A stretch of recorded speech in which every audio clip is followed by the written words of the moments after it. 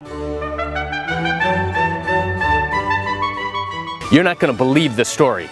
A mother who intentionally kills 3 of her children, the father brings a lawsuit seeking compensation, gets a settlement, and now the mom who killed the children wants a share of that settlement. You want to learn what this is about? Come join me as I share with you this unbelievable story. Hi, I'm Gerry Oginski. I'm a New York medical malpractice and personal injury trial lawyer practicing law in the state of New York. This story comes out of Newsday in August 23, 2013's edition, and this happened in Nassau County here in the state of New York. So in 2008, a mother wound up killing 3 of her young children. She drowned each one of them one by one, then put them on the bed. She then attempted to commit suicide by drinking a whole host of toxic chemicals, including OxyClean, bleach, Windex, and a bottle of aspirin.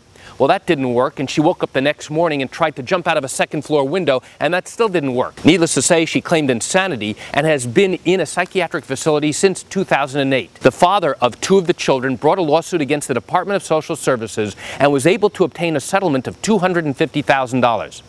Now, the father of the 3rd child also brought a claim against the Department of Social Services and was successful and obtained a settlement of $100,000. So there's a total combined amount settlement of $350,000.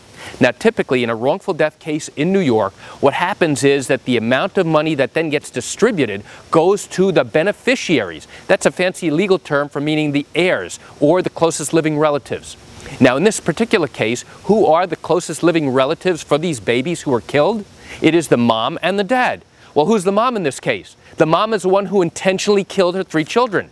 So now she's coming into the surrogates court, and that's the court responsible for distributing the money in cases where people have died. Now this woman is coming into the surrogates court and saying, hey, judge, I am technically one of the closest living relatives to these children. I'm entitled to a share of the settlement proceeds.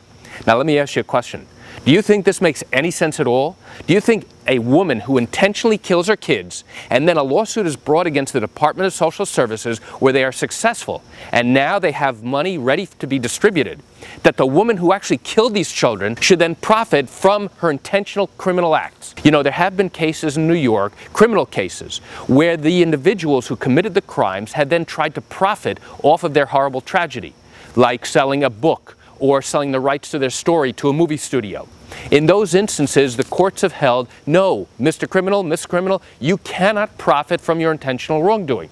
And hopefully that's exactly what's going to happen here, where the surrogates court judge is going to turn around and say, listen, you cannot profit from your horrible tragedy, from the horrible wrongdoing that you committed and killed these 3 children.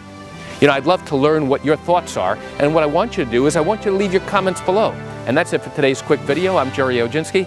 Have a wonderful day.